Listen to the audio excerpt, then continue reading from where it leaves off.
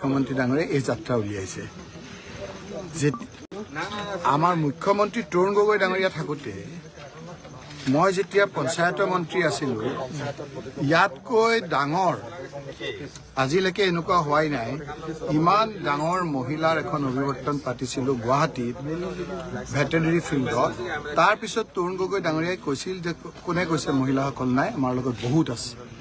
হাজাৰ হাজাৰ মহিলা অসমৰ পৰা গৈ আছিল কাৰণ তেতিয়া আমাৰ ক্ষমতা আছিল আমি অনুদান দিম বুলি কৈছিলোঁ কিন্তু বাকচ যেতিয়া খুলিলে কংগ্ৰেছৰ বাকচ খালী কাৰণ আমি ক্ষমতাত থকা ক্ষমতাত নথকা এই কথাখিনি হিমন্ত বিশ্ব শৰ্মা ডাঙৰীয়াই ভালকৈ বুজিব বাকচ খোলা সময়ত এতিয়াতো বিভিন্ন ধৰণেৰে অনুদান দিম বুলি কৈ ইলেকশ্যনৰ আগমুহূৰ্তলৈকে তেওঁলোকে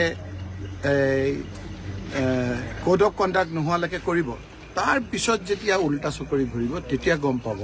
যে মই যে মানুহক ঠগাইছিলোঁ তাৰ প্ৰত্যুত্তৰ ৰাইজে দিবলৈ প্ৰস্তুত প্ৰতিজন বিষয়া কৰ্মচাৰীক সোধকচোন মানুহৰ মনৰ কথা তেওঁলোকে অলপ গম পায় প্ৰতিজনে কৈ আছে যে এইবাৰ গৌৰৱ গগৈৰ নেতৃত্বত চৰকাৰ আহিব আৰু সেইকাৰণেই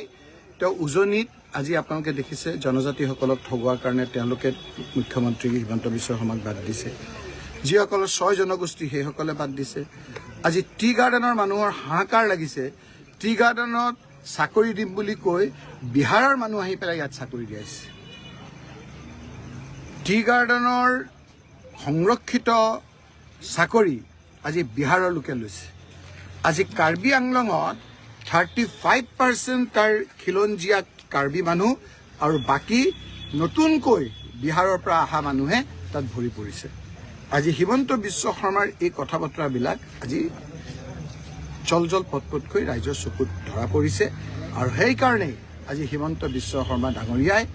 আজি এটা কথা কয় কালি এটা কথা কয় কোনো কথাৰ লাগবান নোহোৱা হৈছে সকলোকে ঠগাইছে সেই গোটেই এছেছমেণ্ট কৰি তেওঁ দেখিলে যে এতিয়া তেওঁক উদ্ধাৰ কৰিব পৰা একমাত্ৰ ব্যক্তি হ'ল তেওঁৰ ৰাজনৈতিক বন্ধু বদৰুদ্দিন আজমল ডাঙৰীয়া আৰু এই কথা মই কোৱা নাই বদৰুদ্দিন আজমল ডাঙৰীয়াই নিজে কৈছে যে মোৰ বহু দিনৰ পৰা এটা ইচ্ছা যে আমাৰ UDFৰ ভোটেৰে UDFৰ MLAৰ দ্বাৰা আমি হিমন্ত বিশ্ব শৰ্মাক মুখ্যমন্ত্ৰী বনাব খুজিছোঁ আৰু এই কথা অকপতে স্বীকাৰ কৰিছে মুখ্যমন্ত্ৰী হিমন্ত বিশ্ব শৰ্মাই কৈছে যে বদৰুদ্দিন আজমল কা বহুত দিন কা তামান্না থা হামকো চিফ মিনিষ্টাৰ বনানে কে লিয়ে এতিয়া একমাত্ৰ আশা ভৰসা এই ৰাজনৈতিক বন্ধু দুজনৰ ৰাইজৰ চকুত ধৰা পৰিছে আৰু সেইকাৰণে আজি দিক বিদিক হেৰাই মুখ্যমন্ত্ৰী ডাঙৰীয়াই আমাক নকল কৰি সেই চুৰি বজাৰৰ নিচিনা আমাক নকল কৰি আজি আপোনাৰ যিটো কৰিছে সেইটো ৰাইজে বুজি পাইছে ক্ষমতা যেতিয়া থাকে তেতিয়া বাছ ভাড়া কৰি দাবী ধমকি দি আঁচনি কাটিম বুলি কৈ আপোনাৰ বিভিন্ন মানুহক ঘৰৰ পৰা ওলাই আনি পেলাই তেওঁ যিটো দেখুৱাইছে সেইখন আচল নহয় যেতিয়া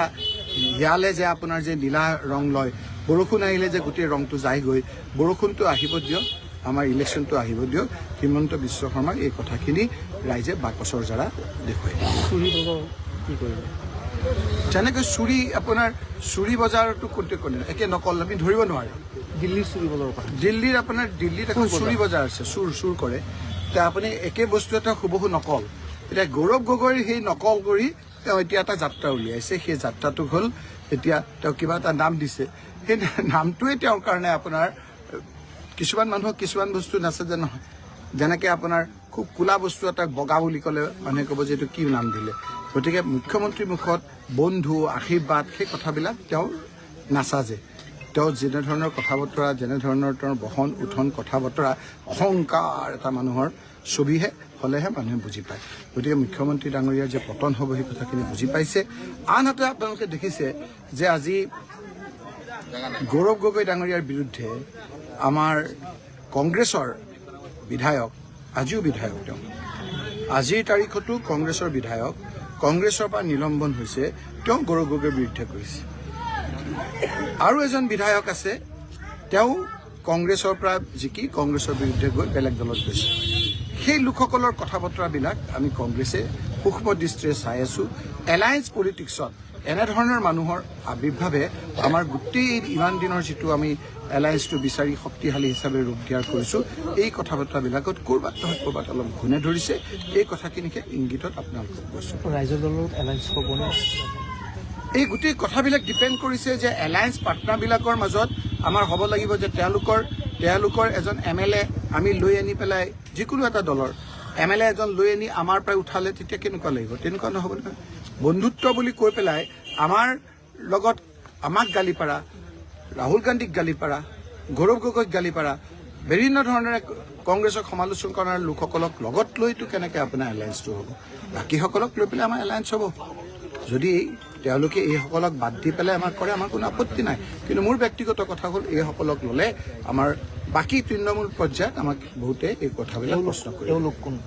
তেওঁলোক স্পষ্ট যিসকল কংগ্ৰেছৰ বিধায়ক এতিয়াও বিধায়কত থাকি কংগ্ৰেছৰ বিৰুদ্ধে কথা কয়। তেওঁলোকেতো কংগ্ৰেছৰ এতিয়াও আপোনালোকে চাওক কংগ্ৰেছৰ বিধায়কৰ নামত তেওঁলোকৰ বিধায়ক আছে, আকৌ কংগ্ৰেছৰ বিৰুদ্ধে গৈছে। মিনিমাম সৌজন্যতাখিনি নাই। অধ্যক্ষও সেইসকলক এতিয়ালৈকে কংগ্ৰেছত তেওঁলোকক MLA চিটটো এতিয়াও ৰাখি থৈছে।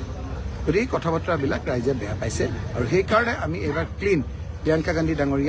ডাঙৰীয়ানী এইবাৰ স্ক্ৰিনিং কমিটিৰ সভানেত্ৰী হৈ পেলাই অল ইণ্ডিয়া কংগ্ৰেছ কমিটিয়ে এটা মেছেজ দিছে যে এইবিলাক দুই তাল মাৰা কথা বতৰাবিলাক নহ'ব। যি হয় আমাৰ খোলাখুলি হ'ব, বিশুদ্ধভাৱে হ'ব, শুদ্ধকৈ হ'ব।